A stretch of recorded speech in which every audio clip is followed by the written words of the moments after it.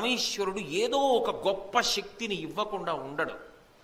కొంతమందికి అది తెలుసుకోవడానికి ఒక జీవితకాలం సరిపోకపోవచ్చు, ఈలోగా వాళ్ళ జీవితం వెళ్ళిపోతుంది. ఒక్కొక్కడు పరిశీలించుకుంటాడు. అందుకే అన్నిటికన్నా జీవితంలో గొప్పది ఏది అంటే, ఈ కంటికి కనపడుతున్న దాన్ని చూడడం కన్నా అసలు తన యందు దేని యందు అనురక్తి ఉన్నది అన్నది పట్టుకోవడం చాలా గొప్ప.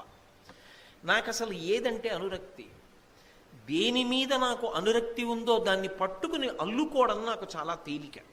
నాకు చిత్రలేఖనమునందు అనురక్తి ఉందనుకోండి, నేను ఆ శాస్త్రమునందు ప్రవీణుణ్ణి కాగలను. బాపు గారి చిన్నతనంలో బొగ్గు పట్టుకుని గదుల నిండా బొమ్మలు గీసేవారు. వాళ్ళ నాన్నగారు ఇంటికి వచ్చి ఆ బొమ్మలు చూసి దెబ్బలాడుతూ ఉండేవారు. ఇంటి నిండా ఏమిటి బొగ్గులతో బొమ్మలు, అలా బొగ్గులతో గీయకూడదు, వీడికి ఈ పిచ్చి ఏమిటంటూ ఉండేవారు. కానీ ఆ పిల్లవాడు బొమ్మలు గీస్తున్నటువంటి విధానాన్ని చూసి తర్వాత ప్రోత్సహించారు. బాపు గారి బొమ్మ అన్న పేరుతో బాపు గారు ఇప్పటికీ చిరస్మరణీయుడయ్యారా లేదా అంటే, ప్రతి వారిలో ఒక కళ ఉంటుంది. రవీంద్రనాథ్ ఠాగూర్కి చిన్నతనం నుంచి ప్రకృతిని పరిశీలించడం అంటే చాలా ఇష్టం. ఇంట్లో పాత పల్లకీ ఉండేది, పాత పల్లకీకి గిరికీలు ఉండేవి. ఆయన గిరికీలు కదుపుతూ అందులోంచి వచ్చేటటువంటి లయబద్ధమైన శబ్దాన్ని విని ఆనందించేవారు. నా కొడుకు సంగీత ప్రియుడు, నా కొడుక్కి ప్రకృతి పరిశీలన ఇష్టం. తండ్రి దేవేంద్రనాథ చటర్జీ ప్రోత్సహించారు. దేవేంద్రనాథ ఠాగూర్ ప్రోత్సహించినటువంటి కారణం చేత ఆయన ఎంత గొప్ప కవి అయ్యారు. కవి అయి భారతదేశానికి సాహిత్యంలో నోబెల్ బహుమతిని తీసుకురాగలిగినటువంటి మహానుభావుడయ్యాడు. ఒక్కొక్కరికి ఒక్కొక్క దాంట్లో అనురక్తి ఉంటుంది. గిడుగు రామ్మూర్తి పంతులు గారు ఎక్కడో శ్రీకాకుళం దగ్గర చిన్న పాఠశాలలో పనిచేసేవారు. కానీ ఆయనకి ప్రాచీన శిల్పాల మీద ఉండేటటువంటి ప్రాచీన భాషలో ఉన్న శాసనాలు చదవడం అంటే ఆయనకి ఎంతో ఇష్టం. అవి పరిశీలించడానికి కావలసిన పుస్తకం కొనుక్కోవడానికి ఆయన దగ్గర డబ్బు ఉండేది కాదు. ఆయన పర్లాక్మిడి జమీందారు గారి అబ్బాయికి పాఠం చెప్తూ ఆయన కోరుకున్నది ఏమిటంటే, దేవాలయాలలో ఉండేటటువంటి శిల్పాల మీద ఉన్న భాష తెలుసుకోవడానికి వీలుగా చాలా ఖరీదైన పుస్తకం తెప్పించి గ్రంథాలయంలో పెట్టండి, నేను మీకు పాఠం చెప్తాను, మీరు కోరుకున్న పాఠం చెప్తాను ఉపాధ్యాయుడిగానని జమీందారు గారితో పుస్తకం తెప్పించారు. శ్రీకాకుళం జిల్లాలో ఉన్నటువంటి శ్రీముఖలింగ దేవాలయంలో ఉన్నటువంటి శిల్పాల మీద ఉన్న శాసనాల్ని చదివి, ఒకప్పుడు ఉత్తర దేశంలో ఉన్న ఉత్తరం వైపు ఉన్నటువంటి ఆంధ్రదేశానికి అంతటికీ కళింగం రాజధానిగా అక్కడే కేంద్రీకృతమైందని అనేక విషయాలు వెల్లడి చేసినటువంటి మహానుభావుడు గిడుగు రామ్మూర్తి పంతులు గారు. ప్రతి వారిలో ఏదో ఒక అనురక్తి ఉంటుంది, ఏ అనురక్తి లేకపోవడం ఉండదు. అసలు భగవంతుడు అలా సృష్టించాడు.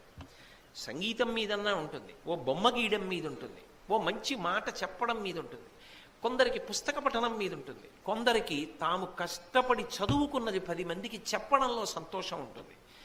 10 మందికి పనికొచ్చేటట్టుగా నీ జీవితం తరించడానికి నువ్వు ఏదో ఒక ప్రయత్నం చెయ్యాలి. లేకపోతే అబ్దుల్ కలాం గారు చెప్పినట్టు చరిత్రలో నీకంటూ ఒక పుట ఉండదు. చరిత్రలో నీకు ఒక పుటని సృష్టించుకోగలిగిన సామర్థ్యం నీ చేతిలోనే ఉంది. నువ్వు ఆ సామర్థ్యాన్ని ఉపయోగించుకోకపోతే చరిత్ర యందు కలిసిపోతావు తప్ప చరిత్రలో నీకంటూ ఒక పుట మాత్రం ఉండదు. నిన్ను జ్ఞాపకం చేసుకోవడానికి అవకాశం ఉండదు. కోట్ల మందితో వాడు వెళ్ళిపోతాడు. వెళ్ళిపోకుండా ఉండాలి అంటే తనలో నిగూఢంగా ఏ ప్రజ్ఞ ఉన్నదో, భగవంతుడు ఏదిచ్చాడో దాన్ని తల్లిదండ్రులన్నా పరిశీలించాలి, గురువుగారన్నా పరిశీలించాలి, అథవా తనని తానన్నా పరిశీలించుకోవాలి. పరిశీలించుకుంటే అనురక్తి తెలుస్తుంది, నాకు ఫలానా విషయం మీద అనురక్తి ఉన్నది అని. ఆ తీగ పట్టుకుని ముందుకు వెళ్ళడం అలవాటైతే ఎంత గొప్ప వ్యక్తి అయినా కాగలడు. ఒక్కొక్కసారి మనం చేసేటటువంటి వృత్తికి మనకుండేటటువంటి అనురక్తికి ప్రవృత్తికి సంబంధమే ఉండదు. చేసే వృత్తి ఒకటి, ప్రవృత్తి పరిపూర్ణంగా ఇంకొకటి, అంత భిన్నంగా ఉంటుంది. మీరు అది గుర్తించగలిగారనుకోండి, మీ ప్రవృత్తి చేత మీరు దార్శనికులు కావచ్చు. కానీ మీరు గుర్తించకుండా వృత్తిలోనే ఉండిపోయారనుకోండి, వృత్తికి ద్రోహం చెయ్యమని నేను చెప్పను, కానీ వృత్తికి కట్టుబడి ఉండిపోయారనుకోండి, భగవంతుడి మీకు ఇచ్చిన గొప్ప విభూతి అలాగే మరుగున పడి ఉండిపోతుంది. మహానుభావుడు ఎక్కడో వైద్య కళాశాలలో పనిచేసేవారు, గొప్ప డాక్టర్.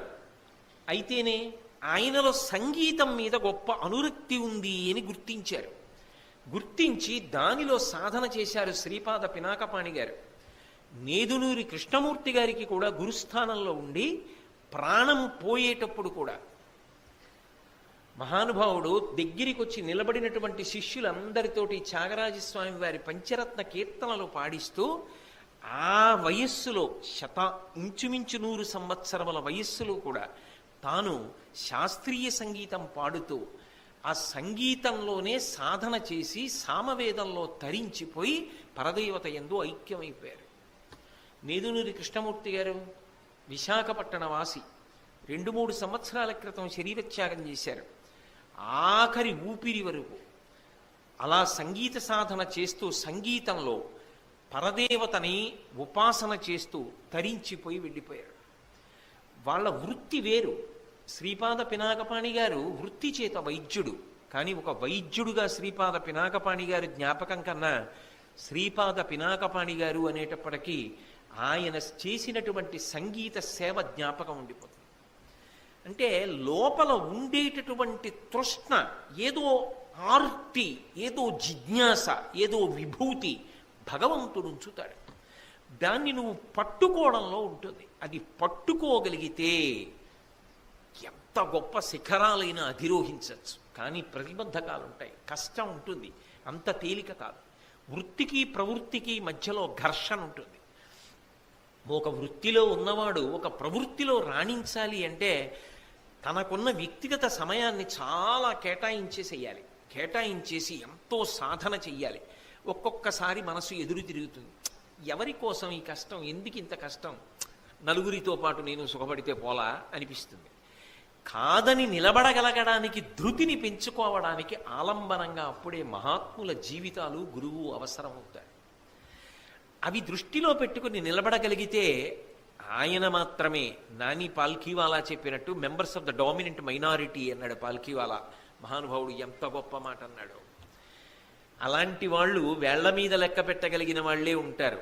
వాళ్ళు కొన్ని వేల సంవత్సరములు, 100 సంవత్సరములు జాతి యొక్క జీవనాన్ని శాసనం చేస్తూనే ఉంటారు. వాళ్ళ మాటలు, వాళ్ళ రచనలు ప్రజల్ని మంచి మార్గంలో నడిపిస్తూనే ఉంటాయి. వాళ్ళు చెప్పిన మాటలు మనిషిని ఉన్నతమైన పథం వైపుకి నడిపిస్తూ ఉంటాయి. వాళ్ళు ఎప్పటికీ శరీరంతో ఉండకపోయినా కీర్తిశేషులై కీర్తి శరీరంగా మనందరి మధ్య బ్రతుకుతూనే ఉంటారు. వాళ్ళని తలుచుకుంటూనే ఉంటాం. అందుకే సాధన చేత అంత గొప్పవారు అవుతారు. ఘంటసాల వెంకటేశ్వరరావు గారు ఏం తక్కువ కష్టపడ్డారని మీరు అనుకుంటున్నారా? మహానుభావుడు అన్నం తినడానికి లేకపోతే విజయనగర వీధులలో భిక్షాటన చేస్తే మాధవకబళం తల్లి అని సాయంకాలం వేళ ఇంటి ముందు నిలబడితే ఒక తల్లి అన్నం వేస్తే, ఒక తల్లి పులుసు పోస్తే, ఒక తల్లి మాగాయి వేస్తే అన్నీ కలిసిపోతే చెరువు గట్టుకెళ్ళి బండ మీద ఉత్తరీయంలో పట్టుకున్నది పెట్టుకుని కలిపి తిని ఆ ఉత్తరీయాన్ని ఉతుక్కుని సంగీత హనుమ అని విజయనగరంలో ఒక దేవాలయం, అది చూడడం కోసం నేను విజయనగరం వెళ్ళాను కూడా. తాళం వేస్తూ ఉంటారు హనుమ, ఎక్కడ చూసి ఉండరు మీరు. చిన్న దేవాలయం, ఆ దేవాలయంలో పడుకునేవారు. ఆఖరికి పెళ్ళయిన తర్వాత గదిలో ఉండడానికి, కాపరం పెట్టడానికి డబ్బు లేక చెన్నై పట్టణంలో పానగల్ పార్కులో చీకటి పడ్డాక కలిసి ఉంటే తప్పు చేస్తున్న వాళ్ళు అనుకుంటారని భార్య గారు పక్కనున్న సిమెంటు బెంచి మీద పడుకుంటాయి, నీ పక్క బెంచి మీద పడుకొని జీవితంలో కష్టపడి పైకొచ్చి ఆయన జీవితంలోనే గొప్ప విషయం ఏమిటో తెలుసా? అంత లబ్ధప్రతిష్ఠుడైనటువంటి గాయకుడు శ్మశానంలో కచేరీ చేశారు. ఎప్పుడో తెలుసా?